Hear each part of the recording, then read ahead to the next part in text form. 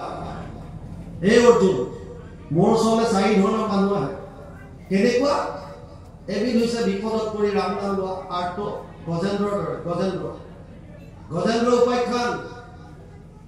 আমাৰ সমাজত কয় যে কাৰোবাৰ ঘৰত কিবা অকমান বিপদ আপদ হলে এই গজেন্দ্ৰ উপাখ্যান পঢ়াই দিবচোন বাকিখিনি দেখো নাই নেকি কেৱল গজেন্দ্ৰ উপাখ্যানতে আছে গজেন্দ্ৰ উপাখ্যানৰ তত্ত্বটো বুজো গজেন্দ্ৰৰ শৰীৰত যেতিয়া বল আছিল তেতিয়া তেওঁৰ মিতিৰ কুটুম পালি পোহৰীয়া 100জন মান লগত থাকে আংগু পাংগু আৰু যিফালে যায় কাহাকো গণনা নাহি বন জংঘল ভাঙি চিঙি চুৰমাৰ কৰি যায় বন্য প্ৰাণীয়ে দূৰতে দেখি সেৱা জনায় হে প্ৰভু বচোৱা এনেকুৱা পাৱাৰ কিন্তু যেতিয়া ৰদত সোমাওতে গ্ৰাহে যেতিয়া ধৰিলে 1000 বছৰ যেতিয়া যুদ্ধ কৰি যেতিয়া পাৰ নোপোৱা হ'ল যাৰ ওপৰত ভিত্তি কৰি এই বল দৰ্প অহংকাৰ কৰি আছিল সেইবিলাকে যেতিয়া সাইড মাৰিলে ভাবিলে ইয়াৰ পৰা লাভ কি আৰু নিজে ফসিব হাতত পইচা পাতি নাই ইয়াৰ পকত ঘুইটো কি লাভ নাই এই দিলে আপোনাৰ হাতত যেতিয়া লাগে পাৱাৰ আছে তেতিয়া আপোনাৰ আগে পিছে মানুহ যায় পাৱাৰ যেতিয়া শেষ হ'ব তেতিয়া আপোনাক সবে সাইড কৰিব আপোনাৰ লগত কোনো নাই এটা একদম সত্য শুদ্ধ কথা আপোনাৰ জ্ঞানৰ পাৱাৰ আছে আপোনাৰ লগত মানুহ থাকিব আপোনাৰ ধনৰ বল আছে আপোনাৰ প্ৰতি মানুহ থাকিব আপোনাৰ ৰাজনীতিৰ বল আছে আপোনাৰ প্ৰতি মানুহ থাকিব যেতিয়া পাৱাৰটো কমি গ'ল লগে লগে আপোনাক সবে বাদ দিব বাকিটো বাদ দিও পৰিয়ালৰ মানুহে গুৰুত্ব নিদিয়া হয় বাকিবোৰ মই সাংগু পাংগু কথা বাদে দিও পৰিয়ালৰ মানুহ কয় বুঢ়াটো কেতিয়া কি লাভ এনে মিছা হৈছে তাক কি খাওকে থাক বস কিয় এতে কাম নাই আৰু আগতে ঘটিছিল টকা পইচা দিছিল তেতিয়া তোক সেৱা কৰিছিল শুশ্ৰূষা কৰিছিল এটা তোৰ পৰা কি লাভ তোৰ লগত খৰচ আছে ব্যৱহৃত বেটাৰী বুলি ভাবে বহুতে টৰ্চৰ ব্যৱহৃত বেটাৰী কেইবাবিধো আছে এবিধ হৈছে টৰ্চৰ বেটাৰী যি এবাৰ ব্যৱহাৰ কৰাৰ পিছত পেলাই দিয়ে এবিধ হৈছে চাৰ্জেবল মোবাইলৰ দৰে চাৰ্জ কৰক চলাই থাকক আৰু এবিধ হৈছে গাড়ী বেটাৰী চলাই থাকক চাৰ্জ হৈ থাকিব বহুতে মাক বাপেকক এই টৰ্চৰ ব্যৱহৃত বেটাৰী বুলি ভাবে কাম শেষ যেতিয়া লগৰ বনৰীয়া হাতীবিলাকে এটা এটাকে সব বাদ দিলে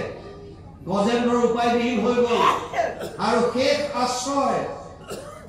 তেতিয়া এজনেই পালে কোনজন ভগৱান কৃষ্ণ কাষতে থকা পদুম ফুল এপাহ সুৰেৰে মেৰিয়াই ত্ৰাহি হৰি বুলি কৃষ্ণক শৰণ ল'লে আৰু ভগৱানে কৈছে পত্ৰম পুষ্পম ফলম তয়ম যোগে ভক্তিয়া প্ৰয়চ্ছতি তদহম ভক্তোপহৃতম অস্নামি প্ৰয়তাত্মনঃ নৱম অধ্যায় 26 নম্বৰ শ্লোক গীতা হে অৰ্জুন মোক যদি কোনোবাই পত্ৰ পুষ্প ফল জল শ্ৰদ্ধা সহকাৰে যি দিয়ে আমি 4টা তামোল আগবঢ়াই দিওঁ গুৰুদেৱ নাম ভগতৰ কাৰণে 4 বস্তু অৰ্চনী কৰোঁ তাতে ভগৱান সন্তুষ্ট যি আছে আপুনি শ্ৰদ্ধা সহকাৰে কেৱল অৰ্চন কৰক আৰু তেওঁ পদুম ফুল পা দিয়াৰ লগে লগে আহি গ'ল ভগৱান গৰুড়ত গজেন্দ্ৰকটো উদ্ধাৰ কৰিলে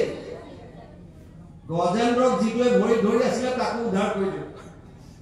আপোনালোকৰ মনত এইটো ভাৱ কেতিয়াবা আহিব পাৰে গজেন্দ্ৰই বাৰু শৰণ ল'লে সেইকাৰণে বাৰু তেওঁ বৈকুণ্ঠলৈ গুচি গ'ল এই গ্ৰাহটোৱে কি কৰিছিল গ্ৰাহটোৱে এটা অতি সুন্দৰ কাম কৰিলে কি কৰিলে ভগৱানৰ দাসৰ চৰণত ধৰিলে ভগতৰ চৰণত ধৰাৰ লগে লগে এই মুক্তিৰ পাত্ৰ হৈ গ'ল তাৰ পাপ মোচন হৈ গ'ল আৰ্ত বিপদত পৰি এবিধ হৈছে অৰ্থাৰ্থী যুগৰ দৰে কেৱল ধন টকা পইচাৰ কাৰণে ঈশ্বৰৰ ওচৰত আহিছে এবিধ হৈছে জিজ্ঞাসু যাৰ জানিবলৈ মন মই কোন আছিল আপোনালোকে জানি আচৰিত হ'ব আপোনাৰ মোৰ যিটো নাম এই নামটো আমি লগত অনা নহয় জন্ম হওঁতে সোধে ল'ৰা নে ছোৱালী ল'ৰা হ'লে ল'ৰাৰ নাম দিব ছোৱালী হ'লে ছোৱালীৰ নাম দিব তাৰমানে জন্ম হওঁতে নাম লৈ অহা নাই ল'ৰা বা ছোৱালী হৈ জন্ম লৈছে তাৰ পাছত নামটো দিব গতিকে নামটো মোৰ নিজৰ নহয় আমাৰতো মনত আছে বাইদেৱে লৈ গৈছিল প্ৰাথমিক বিদ্যালয়ত নাম ভৰ্তি কৰিবলৈ তেতিয়াতো এইবিলাক আৰু প্ৰাইভেট নাই সব গাঁৱৰ স্কুলখনেই যথেষ্ট ছাৰে সুধিলে কি নাম দিওঁ ইয়াৰ বোলে ৰন্তু শইকীয়া বুলি দিয়ক দিলে ৰন্তু শইকীয়া বছেছ তেতিয়াৰ পৰা ৰন্তু হ'ল তাৰ আগতে কি আছিল কোনে জানে নামটো নিজৰ নহয় তেতিয়াহ'লে মই কোন মই ক'ৰ পৰা আহিলোঁ কি কৰা উচিত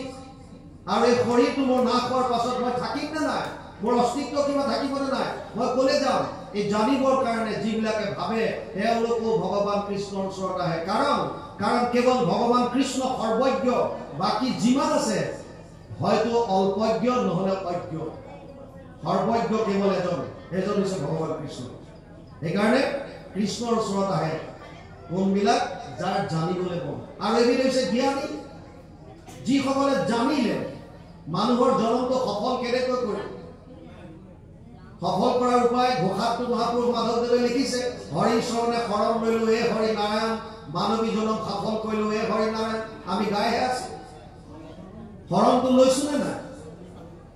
আৰু কীৰ্তনত গুৰুজনে কৈছে মনুষ্য শৰীৰ পাই যিটো নৰগণ নকৰে তোমাৰ যদি শ্ৰৱণ কীৰ্তন বিফলে জনম গৈলা ভৈলা সৰ্বনাশ জীৱন্ততে মৰা কিন্তু ভাতিৰ নিশ্বাস গতিকে আশ্ৰয়ৰ কথা দ্বাদশ স্কন্ধত সুন্দৰভাৱে বৰ্ণনা কৰিছে আৰু আহি আমি দশম স্কন্ধত বহু সময়ৰ পৰা বাপ দুজন ৰৈ আছে পাঠ কৰিবৰ কাৰণে ৰাসৰ কথাখিনি আমি পাতিম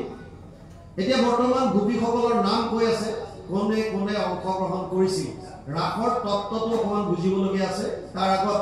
ৰাস আৰম্ভ কৰাৰ প্ৰাক মুহূৰ্তত আমি অনুৰোধ কৰিম অকণমান পাঠ যাওক বহুত দেৰি তেওঁলোক ৰৈ আছে গতিকে অকণমান পাঠ আৰম্ভ কৰিলে তাৰপিছত ৰাসৰ প্ৰথমৰ পৰা আহিম কি আছে কৃষ্ণ